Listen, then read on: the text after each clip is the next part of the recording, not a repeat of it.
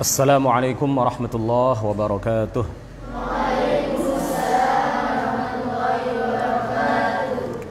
Bismillahirrahmanirrahim. Alhamdulillahi rabbil alamin.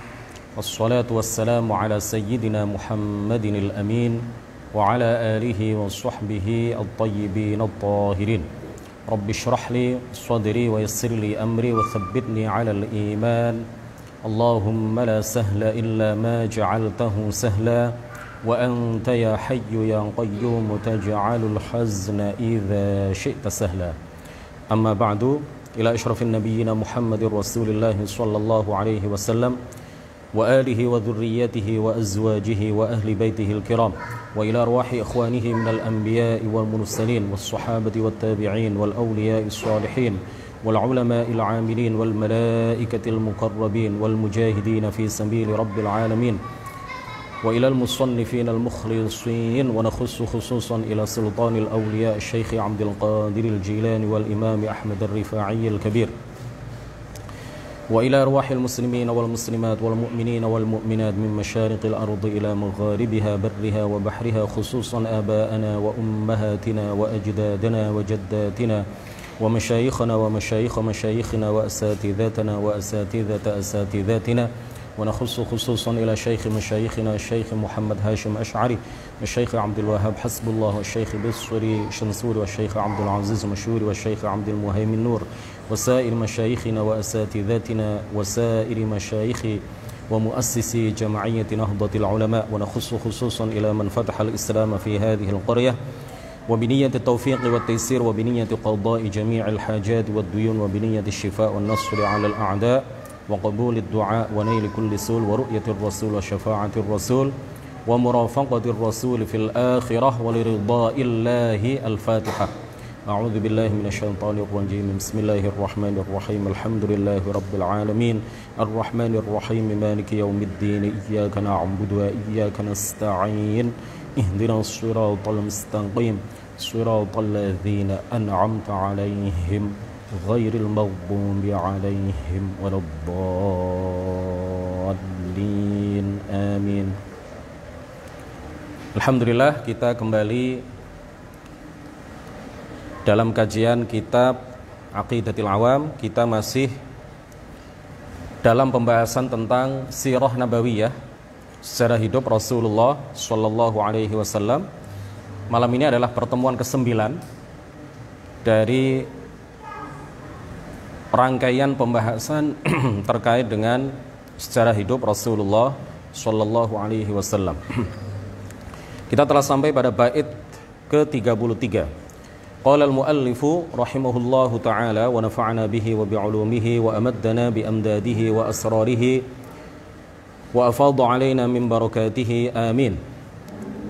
Mauliduhu bi Makkatal Aminah, wafatuhu bi Thaibatal Madinah. Mauliduhu bi Makkatal Aminah, wafatuhu bi Thaibatal Madinah. Tempat lahirnya Rasulullah sallallahu alaihi wasallam adalah di Makkah, kota yang aman. Wafatuhu bi Thaibatal Madinah, dan wafat beliau adalah di kota Madinah. Para ulama mengatakan bahwa Rasulullah sallallahu alaihi wasallam dilahirkan di Mekkah. Makkah, kalau dalam bahasa Arab dilahirkan di Makkah. Lidah kita biasa mengatakan Mekah. Sekarang kota Mekkah ini masuk ke dalam negara Saudi Arabia atau Arab Saudi, salah satu negara di benua Asia. Beliau dilahirkan menurut beberapa ahli sirah nabawiyah, beberapa ulama pakar sirah nabawiyah, para ulama yang menekuni dunia pembahasan tentang sirah nabawiyah, mereka mengatakan bahwa Rasulullah dilahirkan di sebuah gang kecil di kota Mekah. Gang itu bernama Al-Mudakkak, Zuqaq Al-Mudakkak, ya, jalan kecil yang bernama Al-Mudakkak, di sebuah rumah milik Aqil ibn Abi Thalib. Di sebuah rumah beliau dilahirkan oleh Sayyidah Aminah bintu Wahab, di sebuah rumah Dan pemilik rumah itu adalah Aqil bin Abi Thalib. Kemudian oleh anak Aqil bin Abi Thalib, rumah itu kemudian dijual kepada saudara Al-Hajjaj. Kemudian oleh Abu Zubaidah, istri dari Khalifah Harun ar-Rasyid, rumah itu kemudian dirubah ya, atau dipugar, kemudian dijadikan sebagai sebuah masjid. Kemudian masjid yang dibangun di bekas rumah tempat lahir Rasulullah Shallallahu Alaihi Wasallam ini kemudian terkenal pada waktu itu dengan sebutan pada masa Khalifah Harun ar-Rasyid, kemudian terkenal dengan nama Masjid Al-Mudakkak. Beliau dilahirkan pada tahun Gajah. Beliau dilahirkan pada tahun Gajah. Jadi pada saat itu belum ada hitungan tahun Hijriah. Tahun-tahun pada masa itu disebut dengan kejadian-kejadian besar yang terjadi pada tahun tersebut. Barangkali kalau sekarang belum ada hitungan Hijriah, maka tahun sekarang ini disebut sebagai oleh orang-orang ya, dengan sebutan tahun Corona, barangkali begitu. Nah, pada waktu itu karena ada peristiwa besar, penyerangan atau upaya penyerangan yang dilakukan oleh Raja Abrohah bersama bala tentaranya, yang kebetulan pada waktu itu Abrohah dan beberapa bala tentaranya menaiki atau menunggangi gajah untuk menuju ke Ka'bah ya. Mereka berupaya untuk menghancurkan Ka'bah. Karena mereka menggunakan gajah al-fil, maka tahun itu disebut sebagai tahun gajah.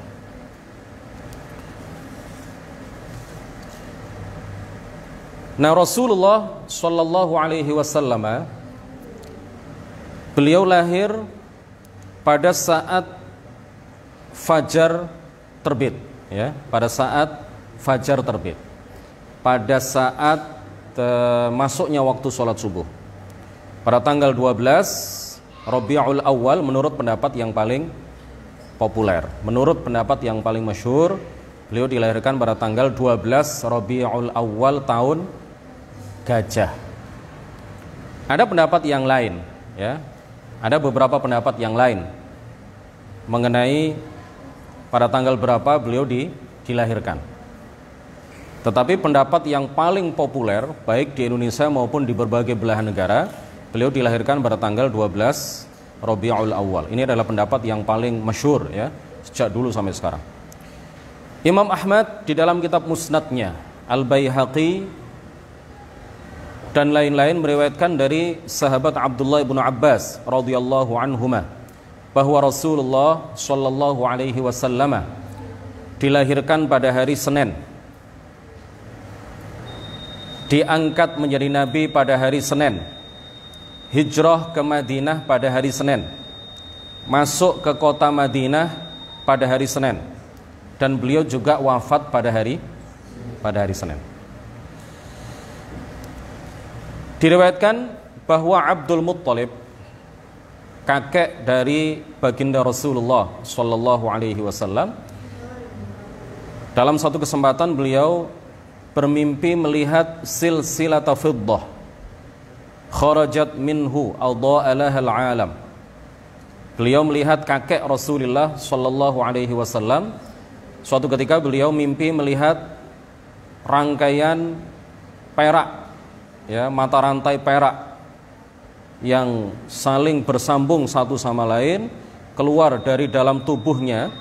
Kemudian rangkaian perak ini menerangi alam, mengeluarkan cahaya, kemudian menerangi alam.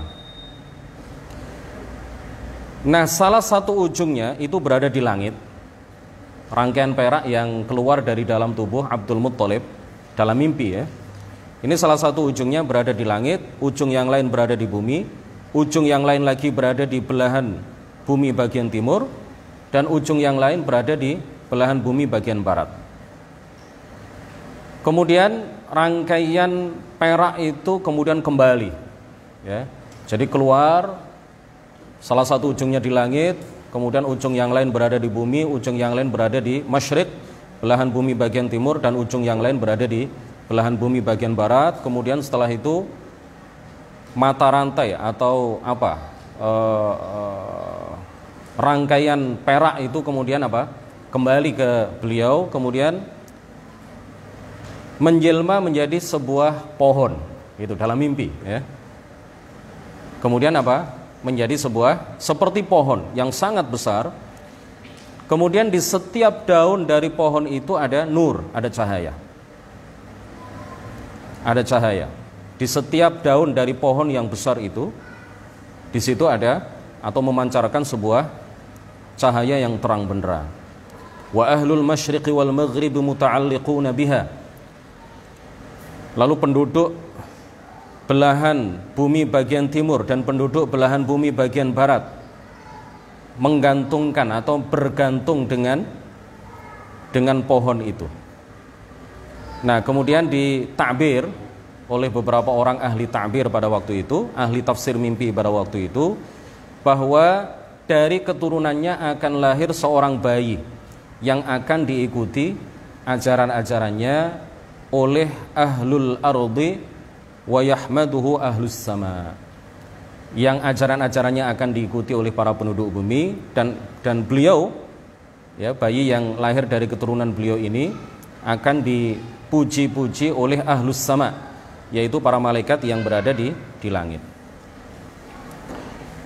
Kemudian para sejarawan, para ulama ahli sejarah menceritakan kepada kita bahwa pada saat Rasulullah Shallallahu Alaihi Wasallam lahir, terjadi keajaiban-keajaiban yang luar biasa. Di antaranya adalah bahwa ibunda beliau Sayyidah Aminah bintu Wahab ketika melahirkan bayi yang kemudian diberi nama Muhammad Sallallahu Alaihi Wasallam, keluar dari dalam tubuhnya bersamaan dengan keluarnya Rasulullah, keluar dari dalam tubuhnya cahaya yang sangat terang benderang sekali.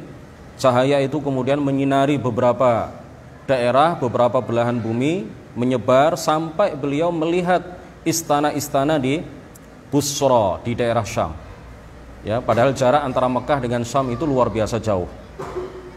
Cahaya-cahaya yang keluar dari dalam tubuh beliau bersamaan dengan keluarnya, bersamaan dengan lahirnya Nabi Muhammad Sallallahu Alaihi Wasallam, ini menyinari istana-istana di Busra di daerah Syam, sampai beliau melihat dengan jelas Sayyidah Aminah ibunda Rasulullah Sallallahu Alaihi Wasallam mampu melihat dengan jelas istana-istana di Busra di daerah Syam itu.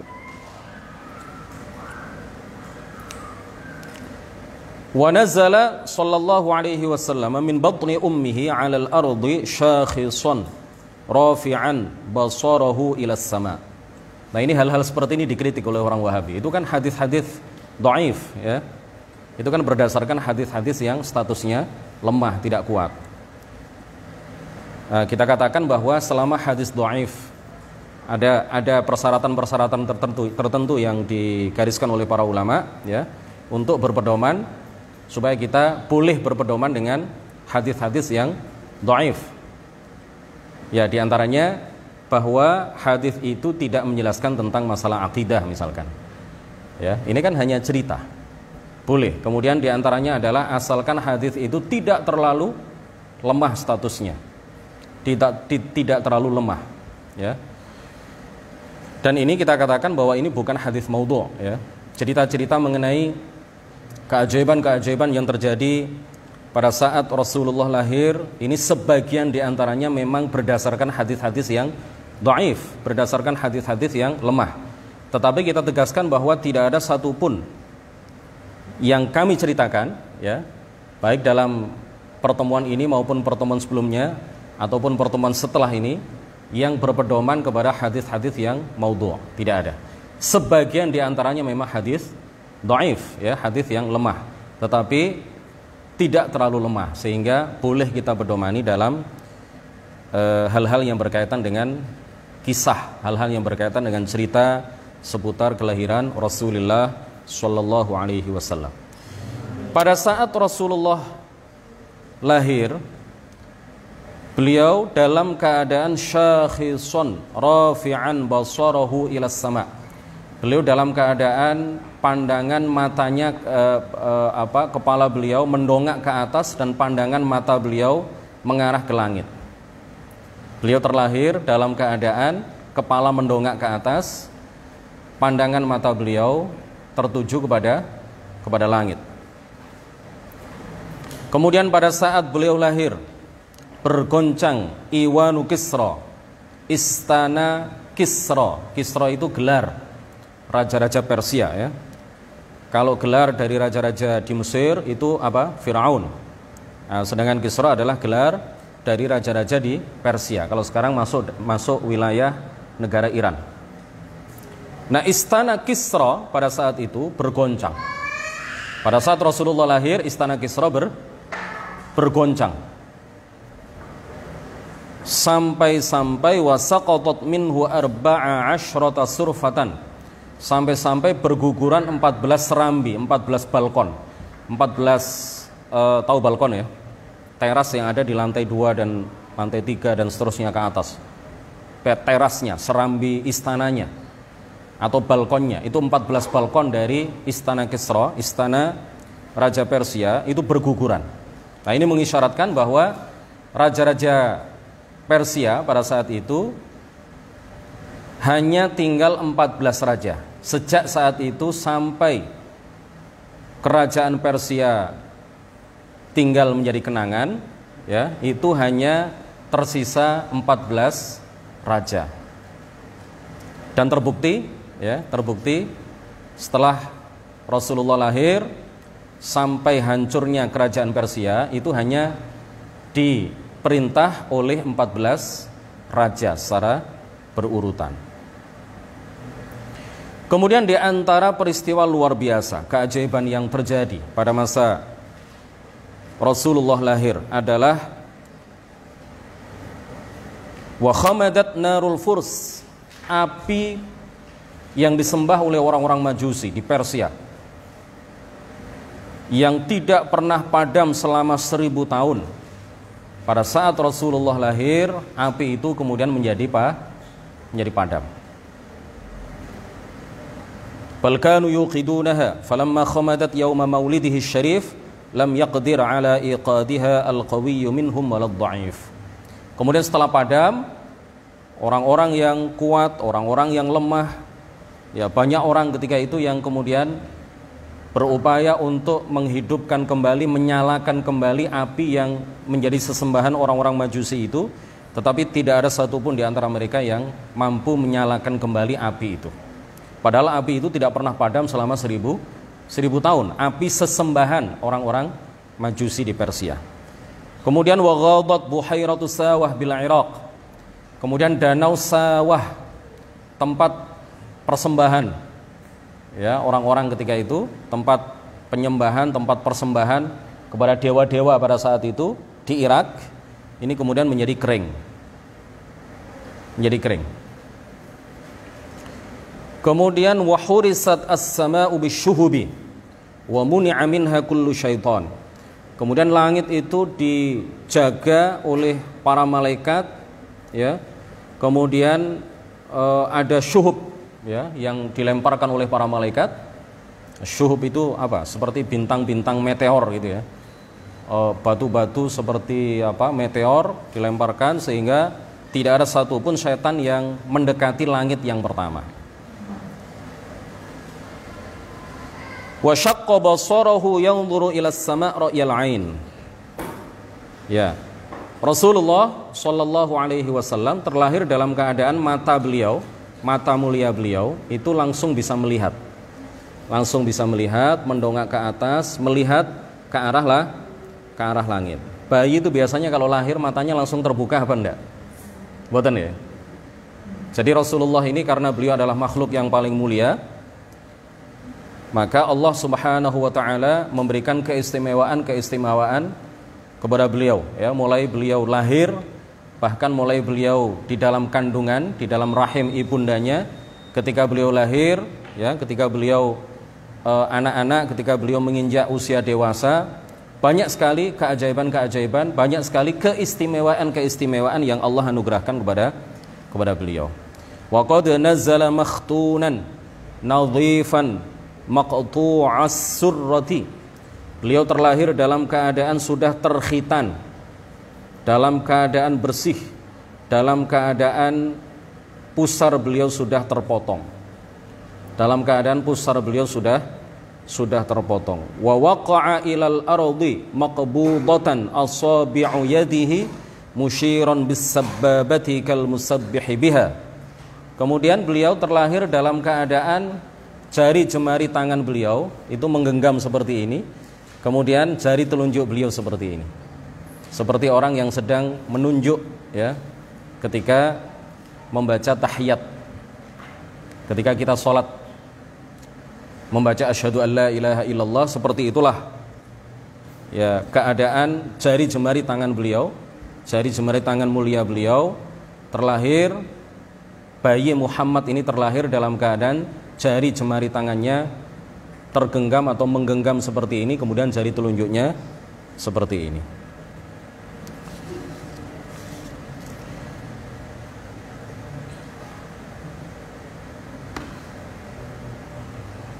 Pengarang Nazm ini mengatakan bahwa beliau dilahirkan di Makkah Al-Aminah.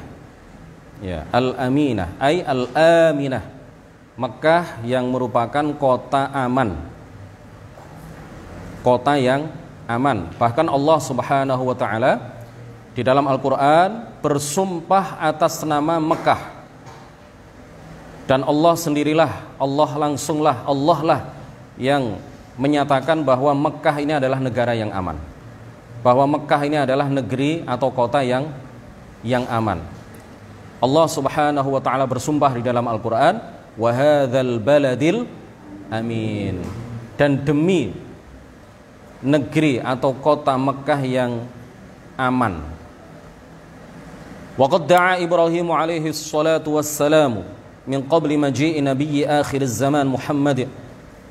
Faqala fima akhbara Allah ta'ala anhu wa idh qala Ibrahim rabbi ij'al hadha baladan amina. Kemudian jauh sebelum terlahir baginda Rasulullah sallallahu alaihi wasallam, Nabiullah Ibrahim yang merupakan salah satu kakek buyut dari baginda Rasulullah pernah berdoa sebagaimana doa ini, doa Nabi Ibrahim itu diabadikan di dalam Al-Quran dalam firman Allah Subhanahu wa ta'ala, wa idh qala Ibrahim rabbi ja'al hadha baladan amina. Ketika Nabi Ibrahim berkata, Rabbi, wahai Tuhanku, ij'al, jadikanlah hadza, kota Mekah ini, baladan amina, sebagai daerah yang aman. Wa bayanu amni Makkah, di antara keterangan yang menyatakan bahwa kota Mekah ini disebut sebagai kota aman, itu adalah penjelasan sebagian ulama, ai harasahallahu ta'ala, Allah menjaganya. Allah menjaga kota Mekah. Annaha fil harami, bahwa kota Mekah ini berada di tanah haram. Alladzi ya'manu fihi an-nas wa la yunaffaru sayduhu wa la yu'dadu syajaruhu. Sebagaimana kita tahu bahwa haramu Mekah, al-haramul makki, tanah haram di Mekah itu ada ahkam khassah ya bihi, ada beberapa hukum yang tidak dimiliki oleh daerah-daerah yang lain. Di antaranya apa? Tidak boleh berperang di Mekah. Makanya kemudian disebut sebagai kota yang aman. Tidak boleh, dilarang keras ya di dalam agama melakukan peperangan di kota Mekah. Kemudian wala yunaffaru sayduhu, tidak boleh kita mengganggu binatang-binatang buruan yang ada di kota Mekah. Kemudian wala yu'dadu syajaruhu, dan kita juga tidak boleh memotong pohon-pohon yang ada di kota Mekah. Ini diantara penjelasan sebagian ulama yang menerangkan kepada kita bahwa kota Mekah itu adalah kota yang aman. Pertemuan berikutnya insya Allah kita akan membahas tentang penggalan kedua dari bait nazam yang ke-33, wafatuhu bi Thaibatal Madinah. Insyaallah kita lanjutkan besok. Besok kita akan membahas tentang wafatnya baginda Rasulullah sallallahu alaihi wasallam. Subhanakallahumma wa bihamdik asyhadu an la ilaha illa anta astaghfiruka wa atubu ilaik. La ilaha illallah. Allahumma shalli ala sayyidina Muhammad wa ala alihi wa sahbihi wa sallim. Rabbi ighfir li wa liwalidayya wa lil mu'minina wal mu'minat wallahul muwaffiq ila aqwamit thariq. Wassalamu alaikum warahmatullahi wabarakatuh.